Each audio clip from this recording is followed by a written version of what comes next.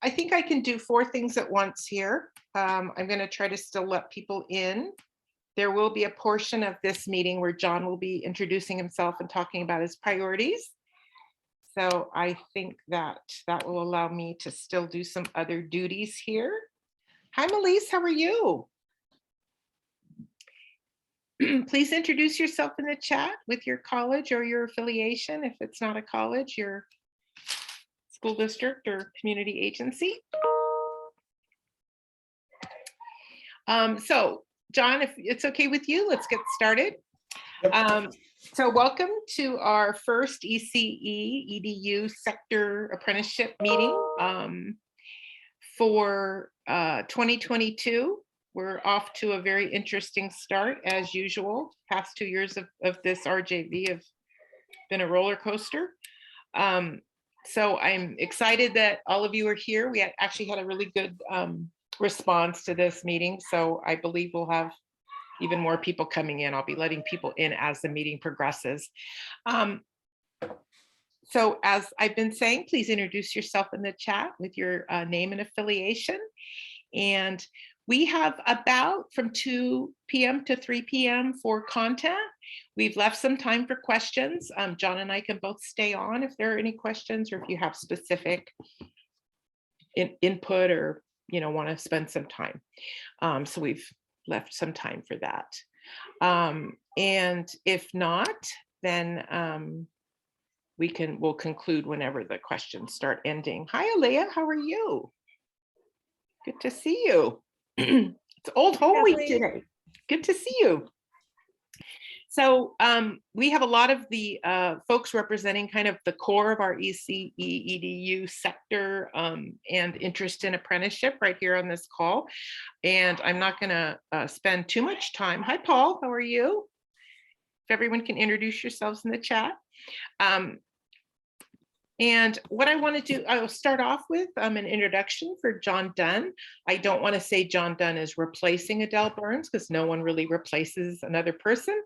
But as you all know, Adele was at many of our meetings last year, and having the apprenticeship director for the region, not only supportive of our sector, but also a partner, I think will continue with John.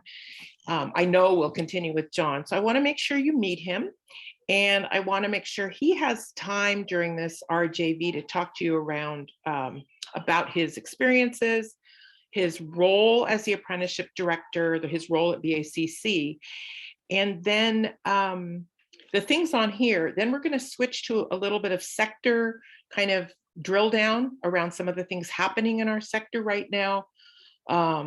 Specifically around all the money that's coming out, but not necessarily earmarked for our work.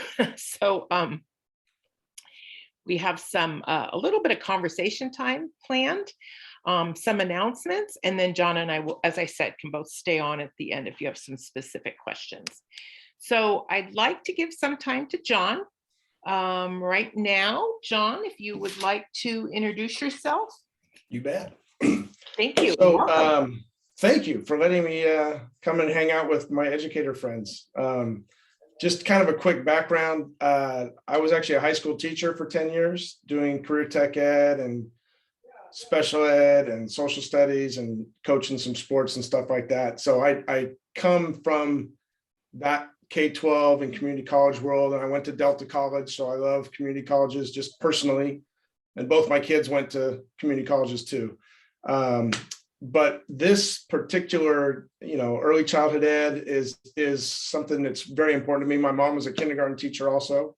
So you do have an advocate in me in this area. And it's still a painful memory for me to have to quit working and be a student teacher. So you'll hear that's why I really want to try to do more apprenticeships and create, opportunities for folks, because it's hard to get through these programs sometimes when you're not able to work. So that's why I like apprenticeship so much.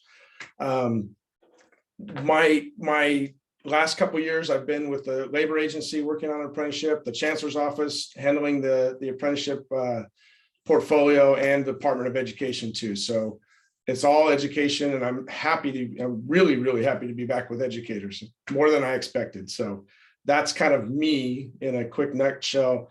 And my priorities in this role are really to provide technical assistance in this kind of a venue, and one-on-one whenever you need me, to talk about apprenticeship, talk about pre-apprenticeship, make sure that we're all on the same page in terms of what the terminology and the definitions of these things are.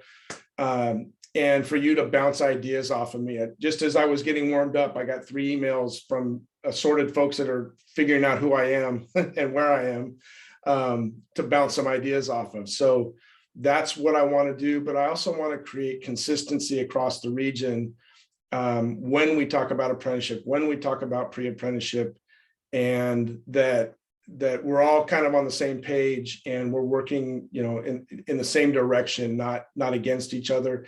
And one of the things I wrote down is to make sure that people recognize that creating an apprenticeship is not a competitive situation, that we have some ideas and we have some goals in the region and the state, to create situations where it's not competitive from one college to another about apprenticeship, and that we're all working together, and there's ways to ensure that everybody is able to continue to run their programs and do apprenticeship. So that's kind of where I'm coming at in my role here today. So, and I already talked about, I'm listed, we could talk about funding and experience later. So Great, thank you.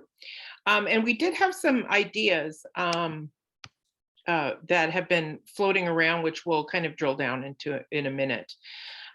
So John shared his passion for our sector, which is great. And, it's ECE and EDU. It combines early childhood, K12, and now with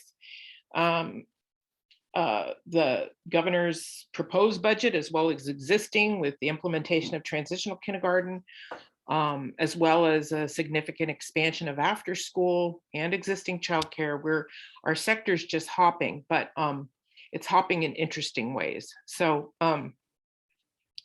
let's kind of get to the next section. And then John and I are going to share, and feel free if during our conversation, if anyone here just wants to either raise your hand or unmute with comments or questions.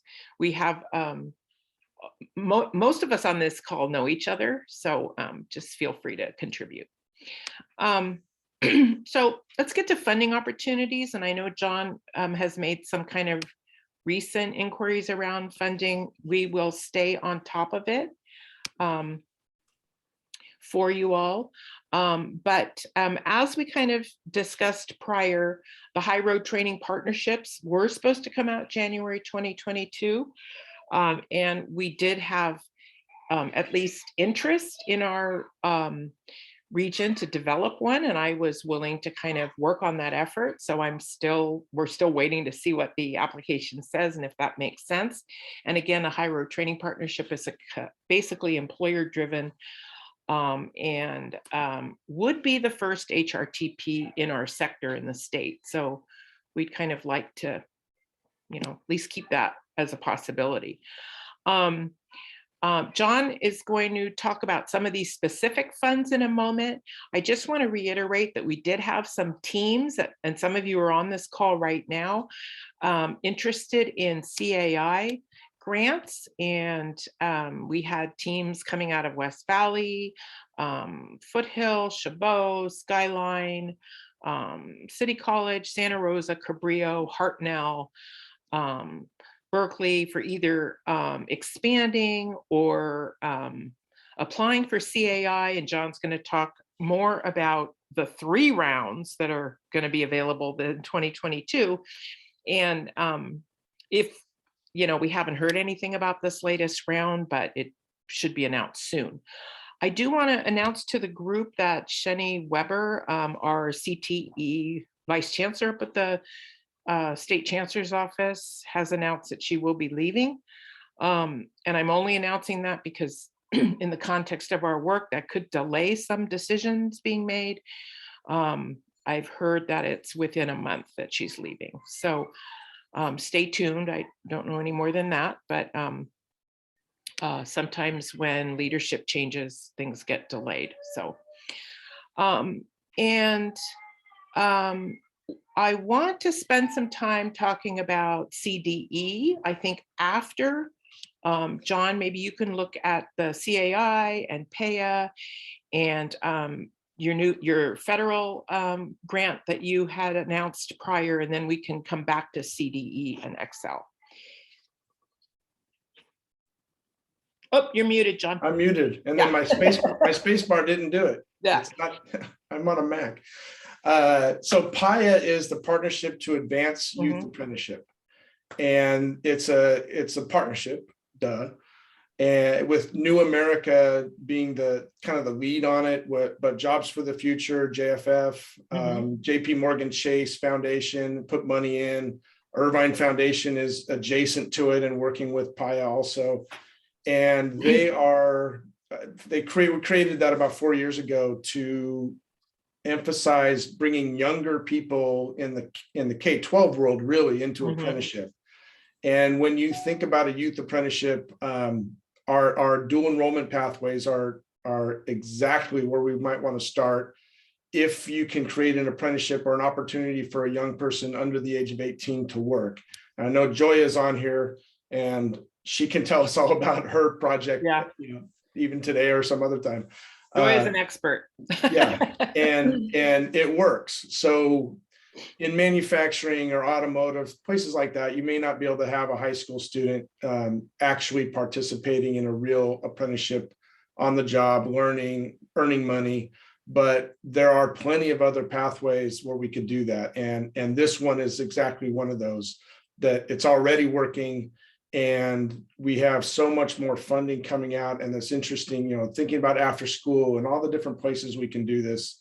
Paya is going to be a big technical assistance provider for us going forward. So I actually reached out to them on another project today.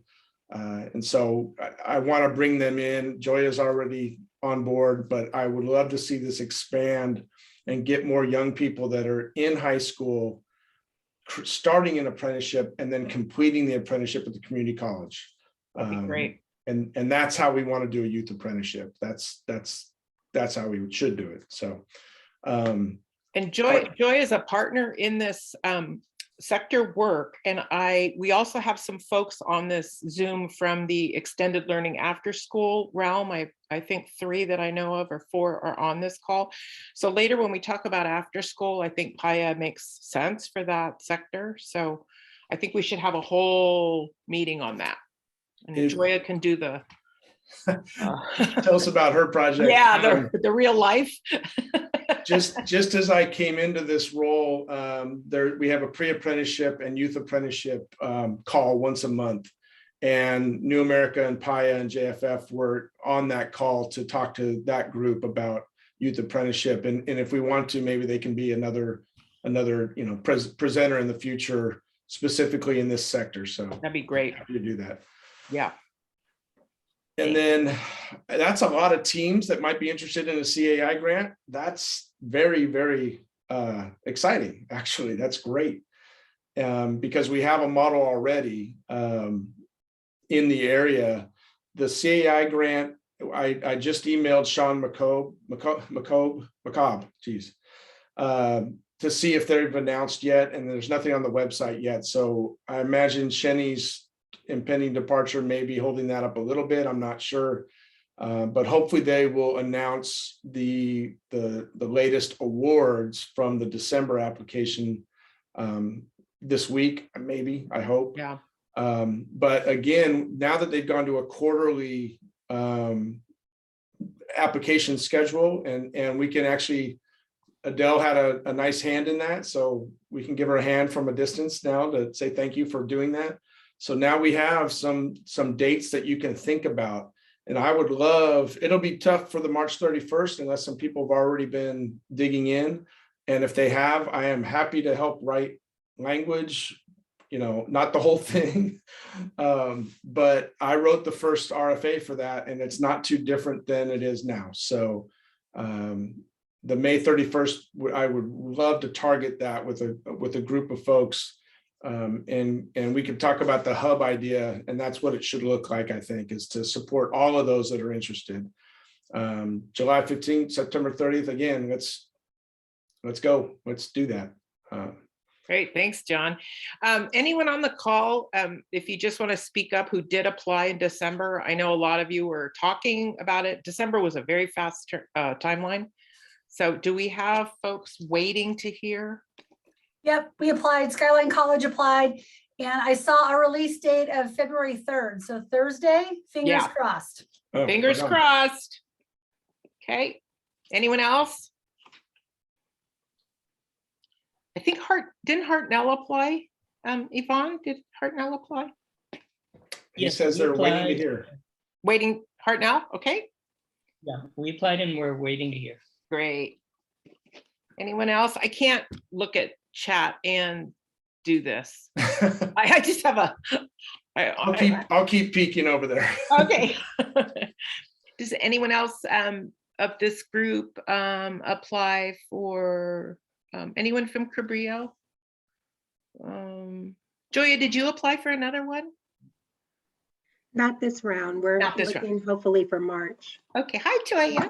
Good to see you. Okay, so I know we had a lot of clusters. We may not have representatives from all the teams that did apply, but definitely for March, I think we've got some interest, and you all heard John say he's willing to help. Right, John? Yes, I'll confirm that.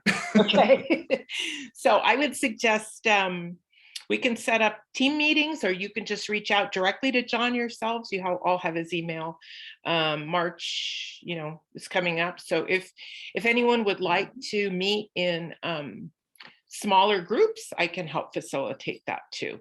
I think John's point around this is not a competition. We want to bring as much as we can into our region, and we all support each other. I think that's very true, most certainly for this sector. So thank you.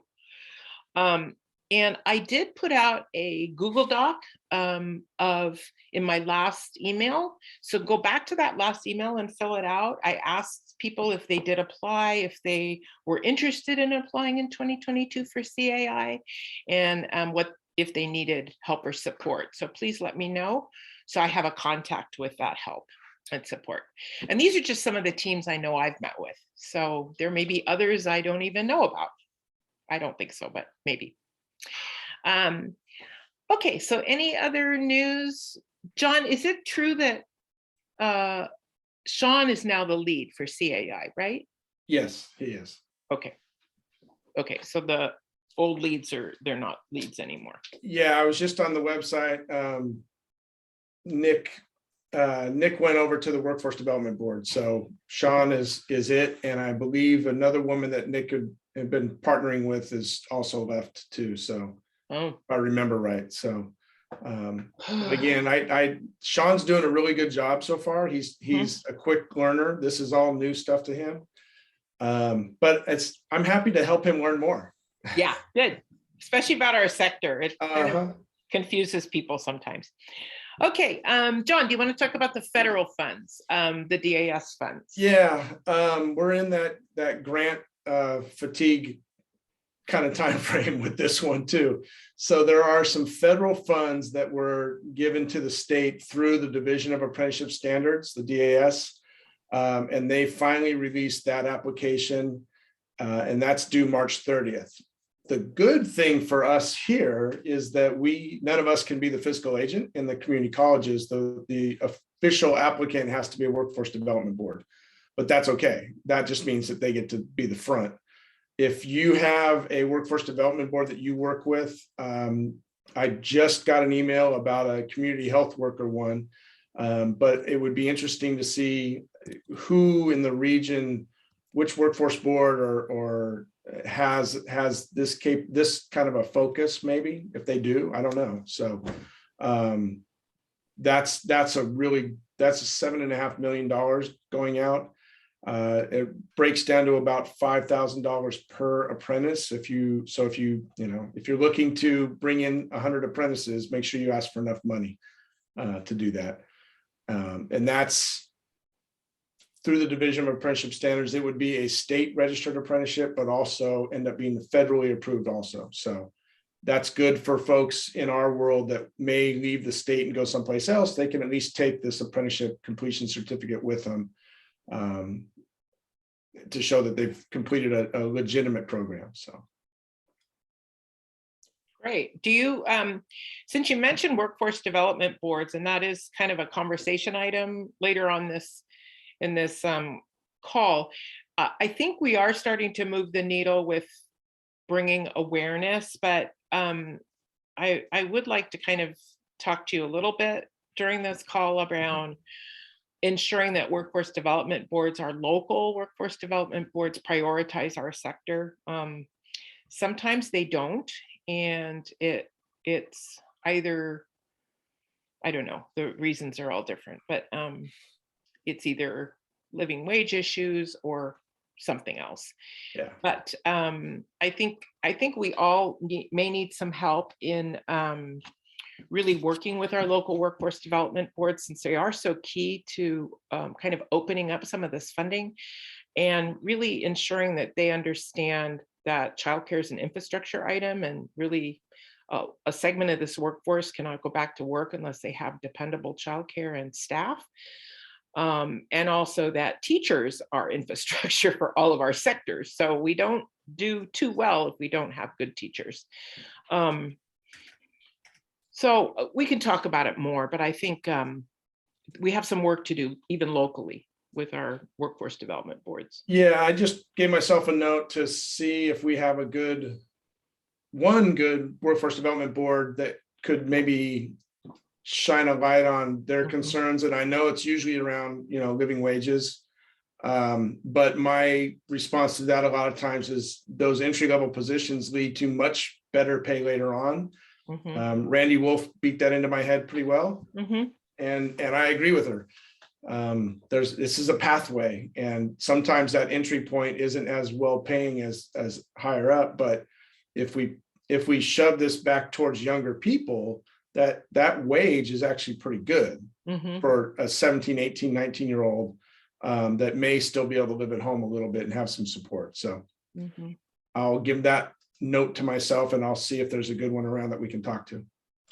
Great. I think we need to do a little bit of strategizing around working with our own workforce investment boards. I also think when we look at some of the sector, the employees in our sector who are older, we also have to look at what they were doing prior to these jobs in terms of, they now have college program completion, they have units, many of them were English language learners, and they have, entered formal education. So I think we have to look at kind of what we're doing for key population pockets and how that's, I don't know, how that's valuable, that just our value.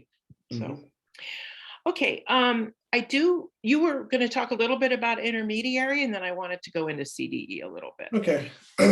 So those of you who have been around a little bit, you may have heard this term intermediary, and over the last 6-7 years, it's become more popular, a more popular way to create an apprenticeship. And an intermediary really acts as that facilitator or bridge between the education world and the employer. A lot of times they bring different sets of skills to building apprenticeships. Some of the intermediaries around our world are the Urban Institute is a federally funded contractor to act as an intermediary in youth apprenticeship. And again, thinking in terms of this isn't competitive. The Urban Institute and these intermediaries all know each other, and they actually sometimes collaborate on projects because, let's say in early childhood ed or education, we may have an intermediary that's very good at helping to take, say, 5 community colleges, put that grant together, and then they can be the hub or the beginning of a hub while everybody learns about apprenticeship, learns how to deal with the paperwork, but they can take some of that load off of the local colleges, for a fee. They're not free, but just like with anything else, if you need a new outlet in your wall and you're not good with electricity, don't do it yourself. but you can learn from it. I've got one right here. I can point to it that I watched an electrician do it. And now I can do it again. So these intermediaries come in lots of different flavors. Some of them are actually free because they're a Department of Labor contractor, and others are at a cost, and they're usually nonprofits, so it's easier to contract with them. And thinking about this regional intermediary role, yes, that's kind of a way that we're thinking about the region in each sector, or even parts of a sector, that maybe there's a place that just stands out as a logical intermediary or hub in the future for early childhood ed, for allied health, but allied health is so big that probably gets chunked up, for manufacturing, for you name it. And these folks can come in and help us set things up. And that was the struggle with the CAI grant initially, was we threw a bunch of money out and people had to learn on the fly. And the Foundation for California Community Colleges has done a great job of being a technical assistance provider. But there are even some additional roles for an intermediary. And a lot of them are happy to train up a college on how to do this on their own in the future, so that it's their project, not somebody else's in the future. So. Mm-hmm. Well, I'd be very happy to work with you on that. Some of us have used ECEPs as a technical assistance provider, if not intermediary. Others are doing it themselves. Other colleges, feel they have the capacity or the infrastructure to do it themselves. Others, I think, are looking for something regional. I think when we're looking at this after school workforce proposal there, as I just wanted to mention, I know a few of you are in the call. Jeff, if you want to speak up in a minute, that'd be fine to hear from Can. But the after school workforce is suffering in the same way that early childhood and TK12 is, with shortages, lots of incoming money, and workforce gaps to actually develop the programs that would be needed to serve more children.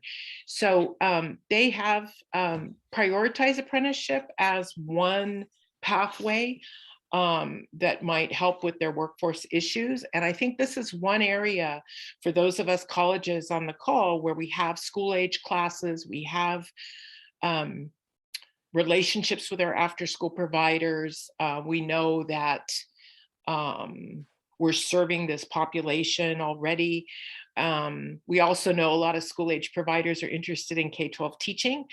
I think this is one area where a hub or a regional approach would really work for the San Francisco Bay region. I can see that working, and I think that we can explore it a little. Jeff, do you want to introduce yourself? Because I think you're on the call, or Lupita, or Yeah, Jeff's there. Hi, Jeff. Hey, John. Yeah, so I just dropped a image into the chat there that can sort of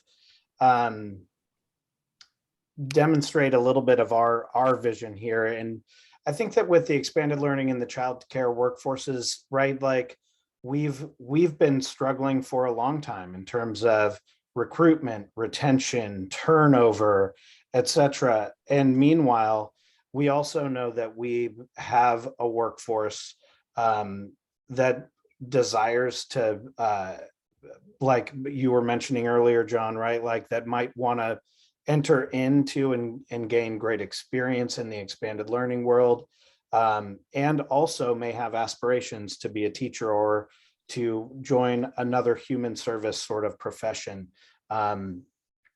We see expanded learning, right? Like it's expanding tremendously in California, going from 800 million to, if funded by the governor's desired amounts, to 4.4 billion. So this is a system that is going to be embedded in every local education agency throughout California, and is something that we now believe and have always believed at CAN, that we can be part of multiple systems, right? That we can be critical to the higher ed infrastructure, by creating this sort of next generation of teachers, we can be critical to the K12 infrastructure. Meanwhile, folks are doing meaningful and important work, right? Keeping kids safe, engaged, and active during those times where their families are working. So it's just a multiple win scenario. You may have heard from Kathleen that we're beginning this month, if we're able to find a date that works for everyone, to convene multiple sectors, those that are engaged in workforce, those that are engaged in higher ed, those that are engaged in K12 and expanded learning.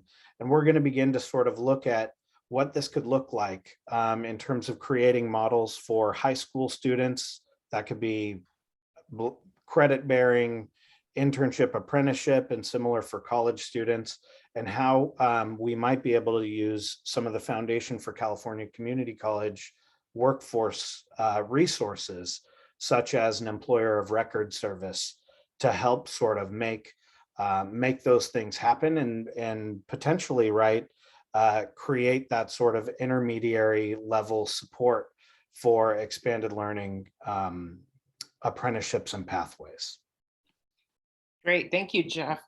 I think what is emerging based on just this page here are follow-up meetings, and I did get a chance to look in the chat, so thank you, everyone who's been commenting. I do think our sector group does need to focus on the after-school workforce. We should have a meeting just focusing on that, with the hopes of moving into some type of regional model. I do want to mention that there are some draft standards in place, and there's been a workforce committee. I think Lupita's on here. She says she's having problems with connection, but she's on here. We've got some forward movement around developing an apprenticeship in this space and looking at pre-apprenticeship and dual enrollment. So I think having, let's actually have a meeting where we look at this a little more deeply, especially in light of these funds coming out. And so Jeff, I hope you're able to come, and maybe we can combine it with one of the meetings that you have invited people to, so we can co-sponsor something. Which might. I would be absolutely happy to explore both of those options. Great, thank you. And then John can be our referee. I never liked doing that. Well, it's facilitator. hard yeah, you're the facilitator. It's just hard because we've all got different perspectives, but I think we need to come together around solving some of these workforce problems. I do see, based on the chat, Joelle had some interesting comments around apprentices and funding. I think we might be able to dig into that a bit more. I also had some comments around the importance of bringing forward some of our workforce development partners, and if there's been any pushback. Aaliyah, do you want to mention kind of any pushback that you had talked about, or what? I mean, my idea was just bringing more workforce development boards kind of to see the light, to kind of see the potential in our sector and the value. So what were you kind of envisioning, or what were you seeing? Yeah, I mean, I just recently reached out to a couple of expanded learning employers to see what kind of partnership they've been able to pursue with local workforce boards, particularly around like hiring, right, and the immediate needs. And they just said that they've received a warm reception. Some of their experience in the workforce boards and their partner agencies that they connected them with, like the screening process didn't yield the kind of the right candidates, or made the hiring process and that pass off really difficult. And I think there's still hope in trying to figure out what the right kind of partnership activities are. And I think again, some of these expanded learning providers who are connected with one another as employers regionally are recognizing there's some competition, right? Yeah. Even between employers Yeah. for workers, and you know, something like partnering with the local workforce board on a hiring fair, you know, might be the kind of like right kind of partnership activity, as I think to your point, workforce boards and the workforce systems generally understand more deeply, you know, the field and the workforce needs of this field. So, you know, I think it's interesting to like prioritize the kinds of activities that partnerships yield. And again, maybe starting with something like what they do well, which is hiring fairs, and then moving to, you know, deeper kind of ways of partnering makes sense. Yeah, we had a few, when we had our HRTP kind of defining meeting, where we looked at, does an HRTP, an employer consortium basically in our area make sense in ECE and EDU? We did have 2 workforce development board representatives. Both were from Southern California though. Yeah. But, you know, we can, I guess, learn from their experiences. And I think workforce development support is another area where I think we can dig more deeply in 2022 and, you know, invite some that are more proactive or more open to see what strategies would be helpful. And I think your point around things like employer fairs and kind of the soft touch, you know, makes sense to develop a relationship. The same is true in ECE. Most certainly there's competition between employers. Everyone's looking for the same kind of employee, quite honestly, everybody. You know, when you look at the duties and the requirements, it's the same. So there's competition between the subsectors also. But thanks, Aaliyah. I do want to mention for a moment the CDE funding that has been rolling out. Some of you that are immersed in this TK expansion effort and you're on the CDE emails have noticed, number one, there's been some workforce development funds that have come out from CDE, and lots of expansion around, you know, discussions with Commission on Teacher Credentialing around, you know, this new credential for ECE to 3. They've had some webinars around the plan, the CDE plan, how they're going to meet the TK needs of 11,000 new teachers in California for TK, which equals quite a few in our region, by the way. When you look at what percentage we are typically of the workforce. So it's a little bit scary. But I just want to comment that, and maybe I'd like to hear from a couple of you, there really is no funding for us, for higher ed and for these kinds of collaboratives. The funding streams that I've seen so far are for school districts and LEAs, and pipelines that I guess honor people that are further along. But really for the entry-level pipeline, for the dual enrollment pipeline, and for the community college pipeline, I still haven't seen that much in terms of funding. So I do think we have a role in working with CDE. I guess to explain our role in workforce development, that 85% of the early childhood teachers start in a community college and 54% of credentialed applicants went to a community college.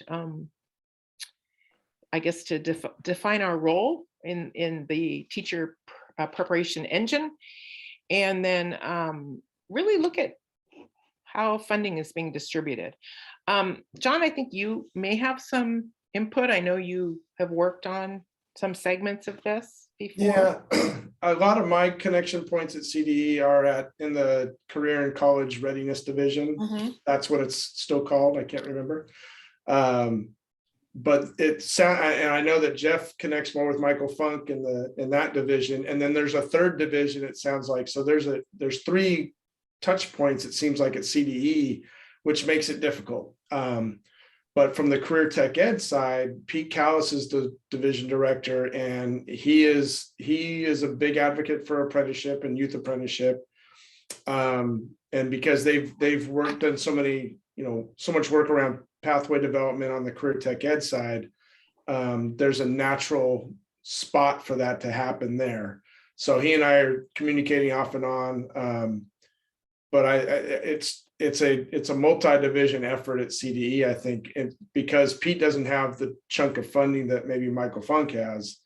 So it'd be, I'm open to suggestions on how to collaborate that way, because I know even all those division directors are swamped with all kinds of different things. So, but it's worth doing, and Jeff's heard me talk about this too. So, yeah, it's a big need. You've got a lot of people retiring again from the credentialed side, and it's a different world, and we need some new people to fill the spots. And hopefully we can grow our own within each school district, so that the folks that, went to school there can stay there and now work there and get paid well enough to stay there. So.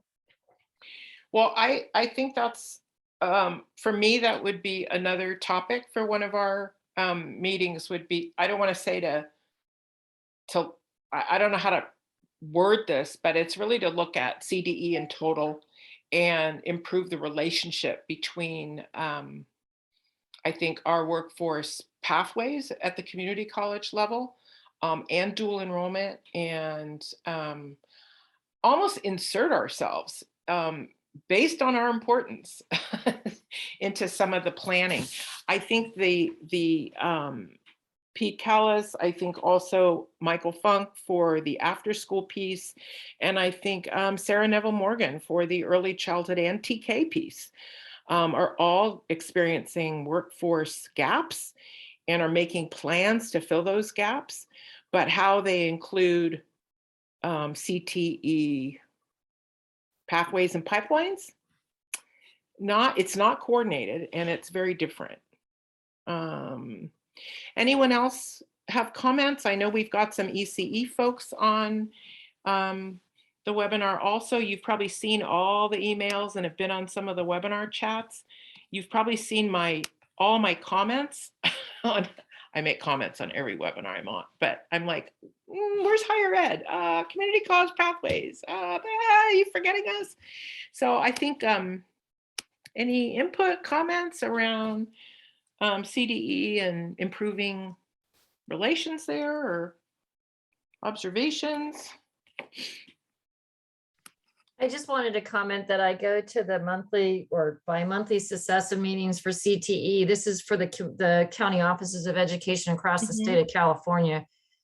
Specifically, we do get the CDE to come to our meetings around the college and career indicator we've been talking about, because that's our accountability measure, and that's really what gave CTE sort of an extra oomph in terms of focusing on CTE in the high schools, because it is part of the career college and career, the career readiness indicator. And so in all of these discussions, it's really indicative, or it's really important to have a K12 voice. The CDE is looking at K12 and post-secondary is sort of this seamless thing, especially with strong workforce initiatives. Right. So I'm not sure. I mean, we talked about it in terms of, can we get a legislative voice involved in this? And can we make sure that the right people are at the right table in discussions? Because a lot of times there'll be a subcommittee that's created, and the people that are really on the ground, boots on the ground, are not part of that committee until after some kind of initiative comes out behind the scenes. And then there's sort of a reaction instead of being proactive. Yeah, that's a good point, Jill. I think with dual enrollment and our SWP linkages, our K12 as well as community college SWP linkages, I think it's essential that we have a grow your own that starts in high school or middle school even, with career exploration. So absolutely the K12 voice is critical. I'm just worried that the sector in total, whether it's at the high school or the community college, is not prioritized despite all the funding coming in. And then our role as preparing people at the front end of this pipeline is not quite being understood. And I think Aaliyah put in the chat the workforce meeting that's coming up. I think it's coming up very soon. It's in 2 weeks, I believe. If you look at that agenda, there's really nothing about our role. There's nothing about dual enrollment. There's nothing about the community college role. It's the Commission on Teacher Credentialing and kind of back end preparation, not front end, not entry level. And that's been kind of par for the course. So, and the only reason I mention it is because there's a lot of workforce, there's money there, you know, and there's a shortage. So there's a shortage of staff, there's a shortage of people entering the pipeline. We all know that. And there's funding to develop them, but our role is not being lifted. Anyone else have comments? And you're right, Joelle, we have to absolutely include high school and middle. Feel free just to come off mute if you have a comment. A little bit of time to sit on this for a little bit. Any of our ECE folks that have been to the webinars lately? Kathleen, I mean, I think you bring up a good point. These, you know, this webinar description doesn't say anything about higher ed or the early kind of career pathway needs. And I put those in the chat because it seems like these are the forums in which CDE is talking about these issues. And so, you know, for the folks here to be subscribed to these updates, I mean, this P3, you know, alignment work groups are planning to do a bunch of webinars. They know that resources and support are needed, particularly around this issue of workforce. And so, you know, I think it's a matter of staying up to date on what kind of information is being shared, and then also to raise up the missing link for a big part of the solution, the workforce solution, are early career opportunities. And, you know, and I think that's where like expanded learning comes in too, right? Like expanded learning workers are not ready to be preschool teachers immediately. They're kind of at this early career stage too, if that's the pathway that they want to go into. And so there's a similar kind of, I think, missing link thing that I'm just identifying, and it's important for us to be in the right spaces where these conversations are being had. Yeah, thank you. Many of us at the community college level have CDE contracts for our lab schools. I mean, we're partners, and yet, yeah, there's kind of a gap in the role of workforce preparation and where these people are coming from. So when John Carice and I, early in this RJV, did on our website, there's kind of a labor market slide PowerPoint around needs, and we will be updating it soon for this region. I think during COVID, none of the labor market data made sense because places were closed and we really had no idea. Now that things are opening up, I'm afraid we're going to be in even worse shape than we can imagine, and around pipeline issues. So we're going to be looking at that this spring, and I'll share the data with you as we update it. But I'm just baffled at where people think where we're going to find people to fill the jobs for how many millions, Jeff, in after school? How many billions? 1 point what billion? 4.4 billion. Yeah. Okay, for expansion in California. All right. And TK, 11,000 teachers, and expansions in childcare. And I don't know where we're going to find the money and the people. I mean, no, sorry, we have the money. I don't know where we're going to find the people if we don't start working in middle school right now, 8th grade. Career exploration. Some of you may want to be teachers, and they do. We just have to offer it. I'm willing to be a thought partner in that and bring it to the middle Yeah. schools. I'm trying to break into the middle schools. That's a desert right now. Yeah. And it's amazing how amazing and articulate those kids are. You know, they know kind of what they're interested in. Okay, anyone else have comments? And we'll go on to the next page. Kathleen, I just wanted to add, talking about how we recruit and do outreach to our future teachers. I think that is a challenge right now. You're tapping into our field who are trying to navigate the current incumbent workforce and how to support them, and also to be thinking about the outreach and recruitment of the future educators. And at some point, I think we do have to, like groups like this or ECE or all of our advocacy groups need to kind of branch off in those two directions, because they're actually, it's for the same goal, but it's different work and challenging in and of its own right.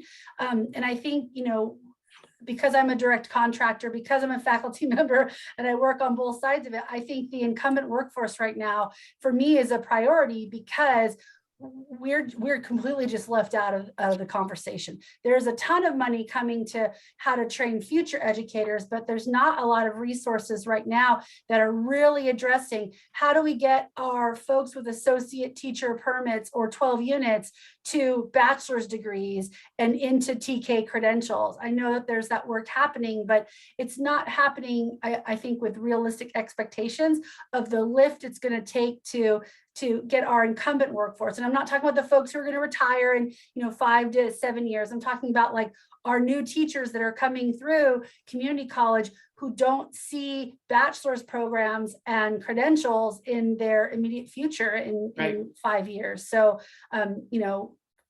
wages, supports to help them navigate through college. I just think we don't have that right now.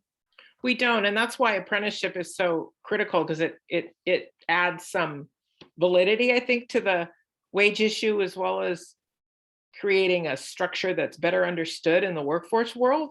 But you're right. I don't see any ideas being floated right now that are really going to address incoming pipeline people starting at the 8th grade, starting through high school, and with us at community college, and the heavy lift it's going to take to get them transferred to fill those positions. I don't see any funding for that right now. So we do need some advocacy, and I think it's just our expertise needs to be, maybe we should host our own workforce meeting. Well, I think all of it, for me, it speaks to professionalism of early education and how, we're trying to partner with the credential programs and TK through 12 in the best way possible, but we still don't have a clear vision of what early education before the age of 5 is in terms of professionalism. And I think, what I hear on this call is probably a lot of state contractors, but talk to your private folks. They're in a whole different world, looking desperately to hold on to their staff and actually scared to lose folks to the public school system. And depending on what county you're in, if they were even included in the conversations about what before TK, after TK, wraparound care, transportation, all of that is not being addressed at all. And I think it's daunting and overwhelming right now for all direct service providers. How do we connect them realistically to higher ed, and how do we support them with all of the challenges we know exist, especially in the Bay Area, housing, childcare, transportation, all the challenging pieces. But I think those are the things that I'm seeing, at least in my county. And as the cost of living even gets more ridiculous, we are just, everyone's talking about enrollment. That doesn't have to do necessarily with the quality of instruction. We just can't afford to live anymore in the Bay Area. Mm-hmm. So the one thing that apprenticeship can do is address the wage issues, because the wage scales are known. We of course need other partners to lift those. But Tina, I think you have a good point in, I'm looking at the chat. Yes, Pam, of course, yeah, absolutely. The Berkeley model, the AA level of your apprenticeship program is the biggest. That's great. And that's, I think, how it should be, because that's where the lift is the heaviest. And then Jennifer's asking questions about general ed completion, which is, for us, we know our students and we know what they struggle with. And of course, math, writing, if, you know, we've been teaching for a while, we know the kinds of supports they need, and sometimes they're intensive. I think my problem is for Jennifer's question to be really not only answered, but addressed. We need funding. I mean, it's not a simple answer to say, how do you get someone working in early childhood or starting in after school? How do you help them to pass a critical thinking, writing, or, you know, quantitative reasoning course? It takes funding. Yeah, can I chime in, Kathleen? Jennifer Briffin? Yes, hi, Jennifer. Hi. Yeah, we've been talking about this recently with our community partners. We're forming lots of new community partnerships, doing contract ed, doing third-party payee, all kinds of interesting things, including heading towards an apprenticeship model. But it's always, I've been in the field now a gazillion years, you know, in higher ed, not to mention all the years in just at ECE. And this is the challenge, you know, with at least in our area, with the language challenges of our students, the ESOL learners, and on top of that, trying to pass math courses, science courses. They do well with our ECE courses. They do well with some of the humanities, like communication or ethnic studies, history, maybe, you know, depending which class they pick. But it's the math, science, and sometimes English that we're trying to, we want to survey more colleges either through this venue or through the Tri-C EC group. What are people doing to help? We've tried things at Merit that have worked, but the funding ran out. Right. You know, like contextualized math, we did Right. that, it was successful, but then the math department kind of stopped talking to us because we just didn't have funding to have them add contextualized math courses. Right. And the same with English. We were very successful when funding ran out. This was when it was back first 5 funding. So now we're trying to see if we can use strong workforce funding to work with the math and science departments to see what can we do to help our students to pass these general ed. Yeah. Thank you. Yeah, I think we all had to rely on short-term external funds to meet some of these exquisitely detailed needs around our students and their language and math and science needs. But when we have had the funding available, we've been successful. And I think we know what it takes. It's just, I think the frustration is that it's short-term, it comes and it goes. So to me, when there's workforce dollars available and there's this glut of funding right now in the state for workforce development to meet these very specific goals, this should be a time when we can say, we know what works. Some of us have model programs. We know what it takes. Let's put some money behind it. So you've had a lot of good answers in the chat from our peers. Let me go on to the last slide, and then I'll be wrapping up because I told you we would have till 3. I want to give Jeff a chance to talk again, and then we'll stay on a little longer. So the task for 2022, and I'll be adding to this based on our discussion, looking at the after-school workforce apprenticeship as a regional model and having a meeting around that. Look at pre-apprenticeship and apprenticeships with high school, so the dual enrollment piece. Also, teacher residencies have been lifted in the CDE around a way to solve the workforce crisis. That's their focus, but my concern is a residency really needs to start in high school. Because then you're just helping people that don't need as much help, and that's my opinion. But I think where folks really need the help of residencies through something like a structured apprenticeship would be high school and community college. Lifting our sectors at workforce development boards and really looking at what it'll take to shift those mindsets. Gaining allies at CDE. Having some kind of confab meeting with CDE leads. Securing funding, and I want to give John some time to kind of wrap up around how he can help, and then forming the HRTP. I do want to remind you that we have a ECE EDU sector resolution that passed in April, and we will, I think, have a rostrum article out. I'm just telling you all because having an academic senate rostrum article gives you something to point to that says in the community colleges, this was passed and this is why it was important. So look for that in the spring. I'll send that all to you when it comes out. And then all these meeting notes and PowerPoints can be found at this website. So the BACCC website. So John, I'll give you some time to kind of summarize what you'll be available to help with and how this all sounded to you. And maybe I'm excited. How about that? I know it's not easy and there's a ton of moving parts because we went through all the moving parts, and I was getting some side chat conversations to learn some more. Paul Buckley's got some interesting stuff, maybe, I think. And I totally agree that let's get some career, get the 7th and 8th grade, goofballs that I was scared to teach.